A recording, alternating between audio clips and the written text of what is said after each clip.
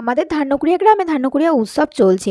রোজ রোজ না গেলেও মাঝে মধ্যেই যাচ্ছি। তো সেদিনকেও গেছিলাম। শ্রাবন্তী দেখেছো অনেক ভিডিওতে শ্রাবন্তীকে তোমরা, আর সাথে ওর বোন গেছিলো, আর আরও পূজা টুজা ওরা যারা থাকে আমাদের সাথে একসাথে, তো তারা গেছিলো।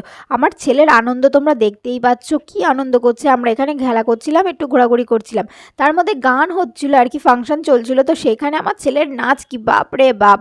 আমরাও একটু টুকটাক করে ফটো টটো তুলছিলাম, তারপর একটু দেখছিলাম ফাংশন। দেখতেই পাচ্ছ গান চলছে আর কি।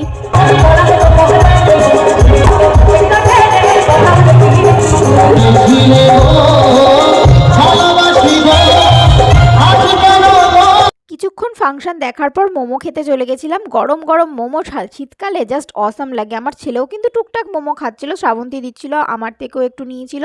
তো যাই হোক, মোমো টোমো খেয়ে তাড়াতাড়ি বাড়ির দিকে চলে এসেছিলাম। তো আজকের মতো ভিডিওটা এখানেই শেষ করছি। ভালো লাগলে লাইক শেয়ার অ্যান্ড সাবস্ক্রাইব করে দিও। টাটা।